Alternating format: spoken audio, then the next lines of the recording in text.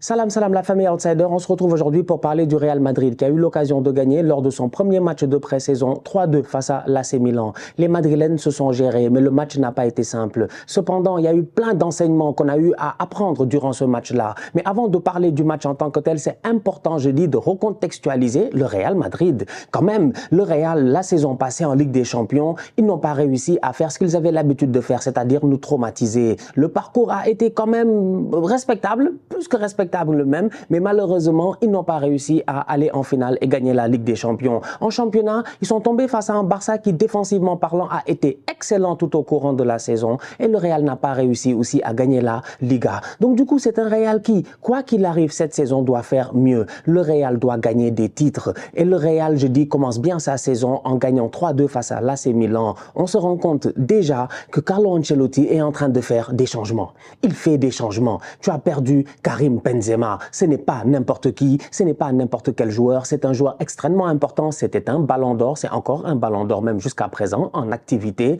mais Karim Benzema est parti, donc du coup ton numéro 9, ton numéro 10, le gars qui dézonnait, qui était là à gauche et à droite et qui portait l'attaque ces dernières années avec Vinicius et Rodrigo, n'est plus là. Tu as besoin de le remplacer. Jusqu'à l'heure d'aujourd'hui, le Real ne l'a pas encore réellement remplacé. Même si Joselu est venu et que hier, Joselu, durant le match face à l'AC Milan, il a été plutôt intéressant. Tu as perdu Eden Hazard, tu as perdu Mariano, tu as perdu Asensio. Il y a plein d'options offensives que tu as perdues, même si dans ceux que j'ai cités, les deux premiers n'ont jamais vraiment joué. Donc du coup, on se rend compte que ce Real Madrid-là doit se reconstruire. Donc du coup, dès cet été, ils ont dépensé de l'argent. Arda Güler est arrivé. Malheureusement, on n'a pas eu l'occasion de le voir lors de ce premier match de pré-saison, vu que le boy avait une petite blessure apparemment. D'un autre côté, Bellingham est arrivé. C'est Bellingham en fait. La réalité, c'est Bellingham. En fait, de tous les joueurs qui ont pu arriver, les Joselu, les Garcia, tout ça au Real, le plus important, c'est qui? C'est Jude Bellingham. Jude Bellingham arrive dans cette équipe-là et automatiquement, on se rend compte que le Real est en train de se métamorphoser. C'est de là où je dis que Carlo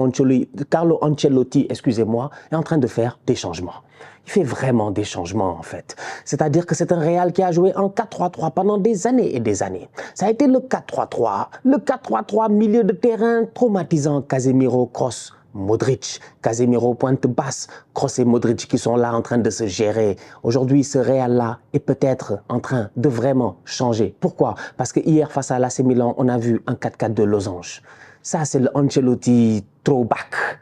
C'est Ancelotti à l'ancienne. C'est Ancelotti, je dis bien, qui dans sa tête, je pense, il a vu Camavinga, il s'est dit que le boy là, s'il évolue, peut-être qu'il va me donner le rendement de Clarence Seedorf. Les anciens, ils savent. Franchement, quand Carlo Ancelotti était là en train de nous traumatiser, avec des équipes que tu ne comprenais pas, des milieux de terrain qui étaient bien équilibrés, des Gattuso, Pirlo, Seedorf, etc. C'est-à-dire qu'aujourd'hui, je regarde ce Real-là face à l'AC Milan, je regarde Carlo Ancelotti qui face à l'AC Milan en plus de ça. C'est pas n'importe quel club pour Carlo Ancelotti qui face à l'AC Milan se permet de venir et de tenter ce système de jeu-là et qui finalement c'est un système de jeu, on se rend compte qu'il peut fonctionner.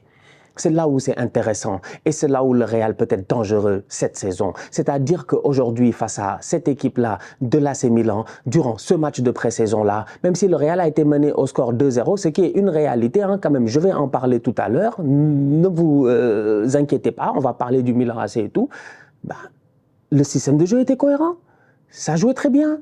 Franchement, Camavinga, il gérait le côté gauche. Camavinga, l'année passée, il a joué latéral gauche. Il connaît très bien, je dis bien, ce secteur de jeu-là. C'est un secteur qu'il maîtrise. Il n'a pas de problème. Son positionnement est toujours bon. Et je suis convaincu que là, il n'a joué qu'une mi-temps. Mais petit à petit, au courant de la saison, il va monter en pression. Camavinga peut soutenir son latéral, mais offensivement aussi, il peut combiner. Hier, il nous l'a montré.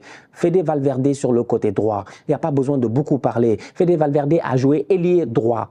Il a joué milieu droit, il a joué latéral droit. C'est pas vraiment, je dis bien, milieu de terrain central droit qui va lui poser des problèmes dans ce 4-4-2 losange-là. Le boy s'est géré hier. Il a claqué 2 buts parce que les forces de frappe, il les a. Et d'ailleurs, durant le match, on a vu plusieurs fois, et à un moment donné, il y a une combinaison. Non, franchement, il travaille. Hein. Non, les Madrilènes, là, ils sont en train de taffer. C'est bien, c'est bien, c'est bien. On attend la saison, mais c'est bien. Tu vois des combinaisons, tac, tac, Toni Kroos qui joue, taf, corner, tac, ça vient, ça sort, Valverde, boum, ça passe à ça du poteau. Les gars sont en train train de travailler et les boys ont le volume de jeu qu'il faut. Franchement, que ce soit Kamavinga ou Fede Valverde, les deux boys ont le volume de jeu qu'il faut et l'intensité qu'il faut pour pouvoir faire le box-to-box, monter en attaque, soutenir les gars quand il le faut et redescendre de temps en temps, en fait souvent même, soutenir leurs latéraux quand il le faut. Parce que dans ce 4-4 de losange-là, ce qu'on s'est rendu compte hier face à l'AC Milan, c'est que les latéraux sont très importants. Donc ça devient compliqué. Parce que Lucas Vazquez, bon voilà, c'est Vazquez, de temps en temps il prend le ballon, il fait passement de jambes, tu as l'impression qu'il va faire quelque chose, voilà. On va voir ce que ça va donner. Odriozola devrait peut-être être sur le départ. On va voir, tu vois. Le boy Garcia va peut-être enchaîner les matchs. Lui aussi, on va voir calmement. Mais d'un autre côté, Ferland Mendy, c'est un tout petit peu difficile, franchement. Parce que Ferland Mendy, on s'est rendu compte quand même que bon, le centre n'est pas forcément une de ses qualités premières, alors que dans ce système de jeu-là, plusieurs fois dans les combinaisons, peut-être c'est parce qu'en première mi-temps, tu n'avais pas les attaquants qu'il fallait. En deuxième mi-temps, ça a changé. Mais tu avais beaucoup de centres, en fait. Donc, tu as peut-être besoin d'un latéral qui soit dangereux, qui puisse vraiment au moment où ça sort sur le côté, qu'il puisse utiliser le ballon à bon escient, tu vois. Ça, c'est une chose. Donc, du coup, c'est un Real qui arrive avec un nouveau système de jeu, avec un Jude Bellingham qui est bien protégé, en fait, et qui s'épanouit et qui sort une top performance. Et c'est là où c'est intéressant. Gros match de la part de Jude Bellingham, il n'y a absolument rien à dire pour ses premières minutes au Real Madrid. Le boy est venu avec le numéro 5, numéro de Zinedine Zidane. C'est pas le numéro de n'importe qui. Et la performance a été vraiment à la hauteur. On a hâte de voir beaucoup plus de lui. Mais aujourd'hui, dans cette position-là de numéro 10, d'électron libre et tout, le boy s'est épanoui. Il s'est fait plaisir. C'est lui qui est là, il redescend, il dézone, il fait un peu du Benzema sans être dans la surface de réparation. Et même quand il fallait être dans la surface de réparation, il l'a été. Devant lui, il avait Brahim Diaz, de belles connexions entre eux deux. Il y avait Joselu aussi, qui lui aussi, franchement, comme j'ai dit, Joselu, il s'est bien donné. Donc du coup, tu as un Real qui, pour un premier match, ça nous donne un tout petit peu de goût. Tu te dis, ok, c'est ça qu'Ancelotti veut tenter. Parce qu'Ancelotti a été clair. Il a dit, je vais tenter un nouveau système de jeu. Il a dit, si ça marche, tant mieux. Si ça ne marche pas, on reviendra vers le système qui nous a donné du succès. C'est ça que Carlo Ancelotti il a dit. Donc là, il joue face à l'AC Milan, il tente le système et ça fonctionne. Le 4-4 de Losange est bon, Bellingham est en forme, il se fait plaisir, il n'a aucun problème, il s'entend bien avec ses coéquipiers. L'équipe, elle est jeune, donc tu as l'intensité qu'il faut. Toni Kroos est devant la défense et franchement, sincèrement, il a été bon, il n'y a rien à dire. Modric, il rentre, il donne des ballons comme du n'importe quoi à Vinicius et Rodrigo, qui eux, dans cette option-là de 4-4 de Losange, t'offrent, je dis bien, beaucoup plus de profondeur. Et c'est allé très vite. Dès qu'eux, ils sont rentrés, ça a même changé un tout petit peu, je dis, l'animation offensive du Real. Ça allait beaucoup plus vite. Donc j'ai hâte de voir, je veux voir plus Bellingham, Vinicius et Rodrigo. En attendant, peut-être que Kylian Mbappé arrive dans cette équipe, mais je trouve que le système de jeu est bon. Maintenant, défensivement parlant, il y a des problèmes. Lounine, franchement, gère-toi. Thibaut Courtois est sur le banc. Lounine sort une performance de tocard. Il ne se gère pas. Il prend des buts que normalement, il aurait peut-être pu éviter.